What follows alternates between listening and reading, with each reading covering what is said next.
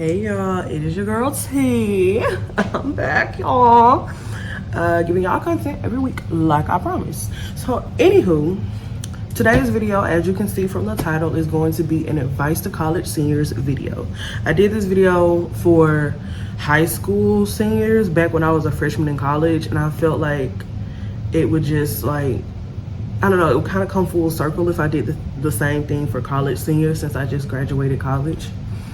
Wow, time has flown, hasn't it? But I'm also thinking about doing one for college freshmen because I feel like they need the advice the most. But y'all just let me know down in the comments. I have a list of like 7 things that I wish I would have done while I was going through my senior year in college. Really, y'all, I didn't even have a senior year. I had like a senior semester. So just imagine how stressed I was. But anywho, I have like a list of things that I want to probably hopefully help somebody else out with that might be going through the same things that I kind of went through, like my college my senior semester. And yeah, so let's go ahead and get into it.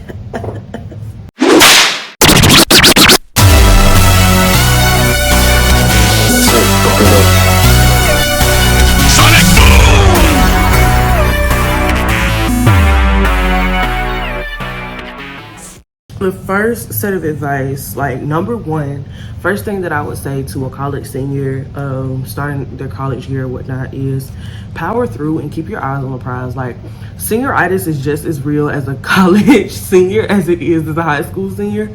And I know you're like ready to get out of there, you're tired, you're over school, you just don't want to do it anymore. Especially if you're like me and you have been going through school kind of like nonstop since kindergarten. Like, I was having a bunch of summer classes, trying to see if I could like graduate early, and ended up graduating late. So, but that's another story for another day. So yeah, I would just definitely say just keep your eyes on the prize. Make sure you continue to go to your classes. Make sure you continue to, get your work done. It's your senior year, enjoy it, but it's your senior year. Remember, like, you were there for a reason. Remember what that reason was. Their reason was for that degree to walk across that stage. So make sure that you keep your eye on that. Like, do not forget that you came there for a degree. To take as many opportunities as you can. When I say take as many opportunities as you can, I don't mean like just for one thing in general. I mean like overall, like for fun, like any trips that you can go on them. Make sure you're taking opportunities for your career, because me personally, I hadn't been on the stage since my freshman year in college, and so it's kind of like I don't really feel like I had as many theater opportunities, or I took as many theater opportunities as I should have, and that's a shame and it sucks. But I know that is now something I'm going to focus on taking it into my master's. Is any opportunities I can get for theater, I am going to take them. I'm going to take them and I'm going to run with them, and I'm not going to let anyone stop me. So that's like really big. Make sure any opportunities that you get, fun, like if you have an opportunity to go to a beach for a weekend and you got homework to do, girl, take that homework with you. Like, go, please go. If you have an opportunity, let's say you're an engineer, engineering major, y'all don't know nothing about engineering, but like if you have an opportunity to work an intern with something like dealing with engineering, take that opportunity. Because like I told somebody else, like, that was going to college, they were going to college for like music or something like that, but I'm like, the littlest things, y'all don't understand, like the littlest things that you could possibly put on your resume. Like, there's so many things that like I have on my resume that I wish I could have had more, but there's so many things that just like little things that I can put on my resume as like a theater major. And I feel like it can possibly be the same thing for like other majors, but I don't really know too much. So, but yeah, take those opportunities, y'all. Number 3, this is probably my favorite one. This is probably the one that I think most of y'all need to hear the most. And it is, it's okay to not have it all figured out. Slow down, take a breath. You are 22, 21, 23, something along those lines. Like, you're not going to have your whole life figured out. Nobody has it all figured out. And anybody who tells you otherwise, they're fucking lying. I don't care. Like, I don't care. Nobody knows exactly what they're going to do in their life at 23 years old. They may have an idea of what they want to do, but they don't know how life is going to go. And I know, like, it's a lot of pressure as a college senior. Like, the first thing that people ask you when you get off the stage is, so what are you going to do next? Get my diploma. Like, I still ain't even got the degree yet, y'all. Like, I got the degree. I walked across the stage, but the degree ain't even came in the mail. Like, what am I going to do next? I'm trying to figure out. Majority of the time, people do have a plan, but like someone like me, I was a theater major. I didn't have anything lined up. And it took me about like 5 months after I graduated to really start working within my field. And that is okay. Everybody's journey is different. Some people may have something completely lined up from the moment that they step across that stage. And some people, it might take them a little while. And it is okay if you're one of the people that it takes a while. It's okay. You do not have to have everything about your life figured out as a senior. Now, it's okay to have a plan. It is great to have a plan. It's great to have an idea of what you want to do, but plans don't always fall through. They don't. And so, please, please don't feel like you're failing yourself, you're failing your family, or whatever the heck else because you don't know what it is that you want to do. It is okay. I promise it's okay. It's okay. So an example of not having everything figured out is like during my semester of trying to figure out my life and trying to figure out what I'm gonna do next and how I'm gonna do it, I had a plan. And my plan was always to it was never to go back to school. I did not plan on going back to get my master's at all. And I said if I did, I was gonna wait a few years. It was to like stay at home for maybe a year, try to save up money, and try to become a flight attendant. That is not at all what happened. I stayed at home for about 3 months, was making a little bit of money, and then I realized I want to go back to school. I want to go get my master's. That was not the plan. Had you asked me in December when I walked across that stage, was I going to get a master's? The answer was no. Now look at me. Just paid an enrollment fee.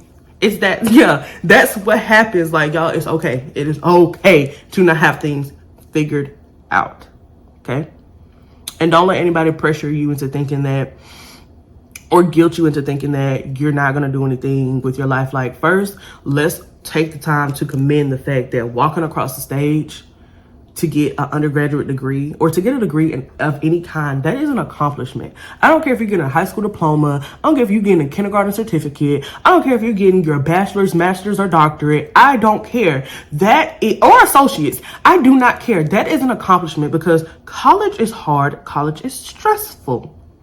So do not let anybody try to make you feel bad because you don't know what your next steps are going to be.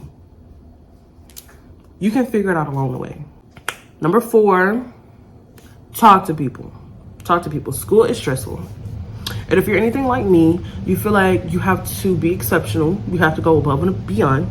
And when you don't, I won't say I pretty much gave up, but I was just so tired and so burnt out from school. I've been doing school since from like kindergarten all the way up until I graduated, of course. But I also was not like having summers. Like while I was in college, I was doing a lot of summer classes. I think there was only 1 summer. 2, if you count the fact that I didn't have classes going into my freshman year. But still, I was in college for 4.5 years. And majority of those years, I had summer classes. Yeah, I was just very, very, very burned out.